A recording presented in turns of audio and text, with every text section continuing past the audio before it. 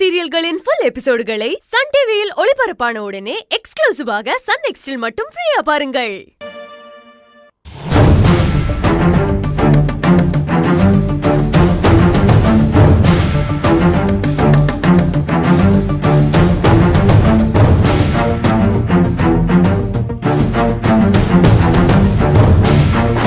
என்ன உன் தங்கச்சி நல்லா இருக்காளா?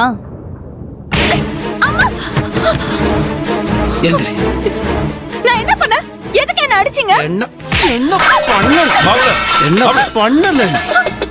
ஐயோ எதுக்கு அடிக்கணும் உனக்கு தெரியல? ஏய் திமிரு இருந்தா நீ எவ்வளவு மிருக மாதிரி நீங்க நடுவுல வராதீங்க மாமா.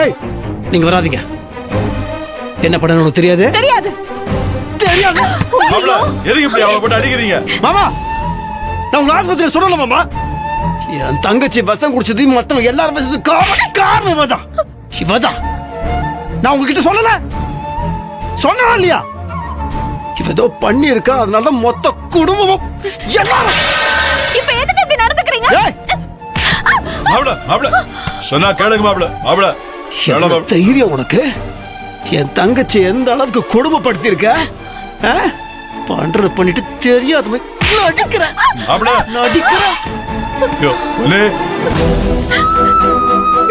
அதே போல கொஞ்சம் பொறுமையா பேசிக்கலாம். வந்து என்ன பண்ணணும்?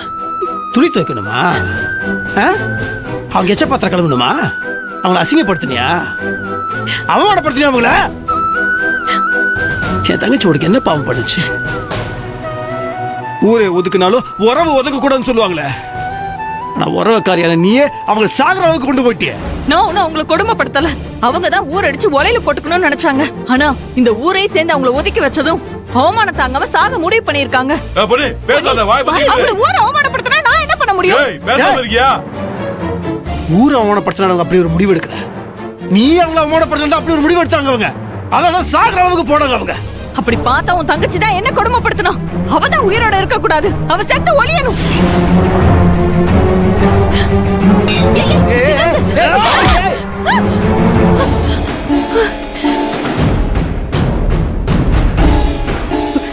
சார் விடுங்க சார். விடுங்க மாப்ள.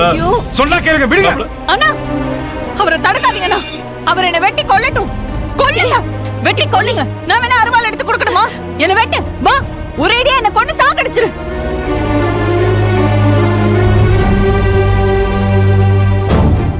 உன் கூட சந்தோஷமா நிம்மதியா புள்ள குட்டிங்களை பெத்துக்கிட்டு நான் சந்தோஷமா வாழணும்னு ஆசைப்பட்டேன். எவ்வளவோ போராடி பார்த்தேன். ஆனா ஒண்ணுமே நடக்கல. எனக்கு மட்டும் அன்பு ஆசை பாசம் இருந்து என்ன பிரயோஜனம்? உனக்கு என் மேல துளி அளவு கூட அன்பு பாசம் எதுவுமே இல்லையே. அதுக்கப்புறம் எதுக்கு பொம்மை மாதிரி இந்த வீட்டுல வாழ்ந்துட்டு இருக்கணும்? அதுக்கு நான் உன் கையால வெட்டுப்பட்டு சாகுறது எனக்கு சந்தோஷம் தான். சின்ராசு அதான் கேக்குறால, நாக்க புடுங்கிக்கிற மாதிரி கேக்குறால, பதில் சொல்லு. ஏய் பேச்ச நிப்பாட்றியா? வீட்டுக்கு வந்து சின்ன முட்டிட்டு வந்து சில்லு முக்கல உடைச்சு விட்டுறான். இது பாருங்க பாரு. புருஷன் முன்னாடி ரெண்டு பேரும் பேசிக்கிறாங்க. தயவு செய்து நம்ம யாரும் நடுவுல தலையிட வேண்டாம். விடுங்க, அவங்களே பேசிக்கிட்டோம். கல்யாணம் ஆன நாள்ல இருந்து ஒரே ஒரு நாள் என் கூட சந்தோஷமா பேசியிருப்பியா, சிரிச்சிருப்பியா, அன்பா என்ன வேணும்னு கேட்டிருப்பியா? உன்கிட்ட நான் என்ன கேட்டேன்? சொத்து சொகத்தை கேட்டனா? நகை நட்டு கேட்டனா? புருஷனா என்கிட்ட பிரியமா சந்தோஷமா இருக்கணும் தானே ஆசைப்பட்டேன். எல்லா பொண்ணுங்களும் தான் புருஷன் கிட்ட எதிர்பார்க்கறது தானே நானும் உன்கிட்ட எதிர்பார்த்தேன். அது தப்பா? சொல்லு. நான் என் புருஷன் கிட்ட எதுவும் எதிர்பார்க்க கூடாதா? பாரு, நான் உன் கூட சந்தோஷமா தான் இருந்தேன். நான் உன் பக்கத்துல வரும்போது நான் அவமானப்படுத்தி அமைச்சது நீ. என்ன அவமானப்படுத்தின அது நான் தாங்கிக்கிட்டேன். என் தங்கச்சி உசுர எடுக்க பார்த்தேன். எப்ப பார்த்தாலும் தங்கச்சி தங்கச்சி தங்கச்சி. அப்புறம் பொண்டாட்டி நான் எதுக்கு உனக்கு? நானும் எத்தனை காலத்துக்கு தான் பொறுத்துட்டு இருக்க முடியும்? இப்படி வாழ்நாள் ஃபுல்லா உன் தங்கச்சிக்கு அண்ணனாவே இருந்தா அப்புறம் எனக்கு எப்ப புருஷனா இருப்ப?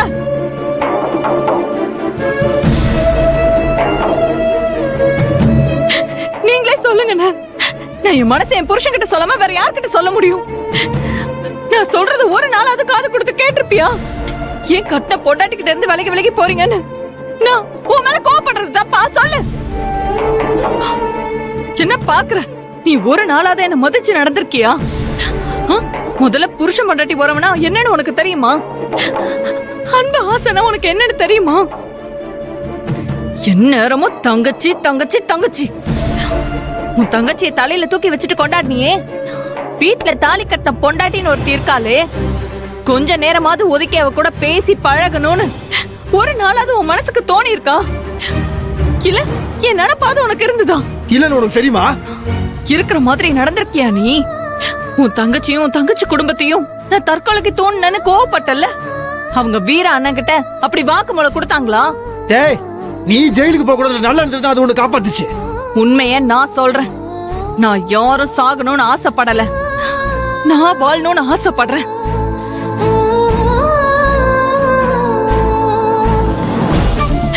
நமக்குன்னு ஒரு வாழ்க்கை இருக்குதே, அதை எப்ப நம்ம சேர்ந்து வாழ போறோம்? அப்படி வாழ்ற வாழ்க்கையில தான் என்னோட சந்தோஷம் அடங்கி இருக்குன்னு இதுக்கப்புறம் எப்ப நீ புரிஞ்சுக்க போற? நீ உன் தங்கச்சியை தூக்கி சுமந்துட்டு அலையிறது மட்டும் இல்லாம அவ குடும்பத்தையும் கூட்டிட்டு வந்து இந்த வீட்டுல விட்டுட்ட. அவங்களுக்கும் சேர்த்து நான் வெடிச்சு கொட்ட வேண்டியதா இருக்கு. காலம் பூரா நீ அடுத்தவங்கள தான் பாக்குறியே தவிர என்ன உன்னால பார்க்க முடியல. என்ன கவனிக்க உனக்கு நேரமே கிடைக்கல.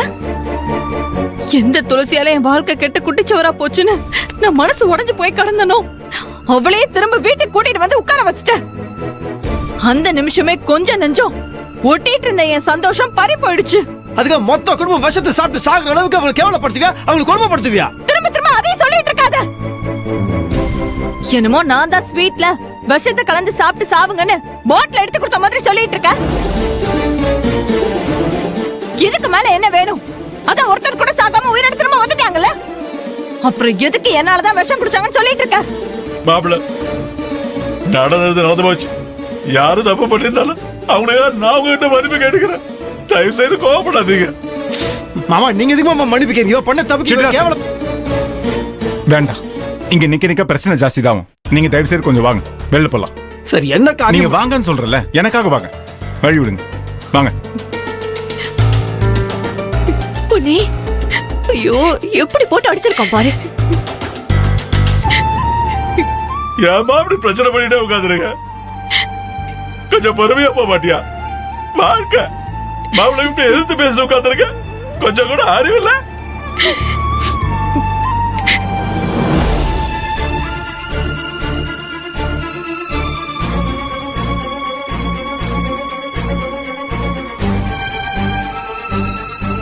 எதுக்கு நடந்துனே இருக்கிற?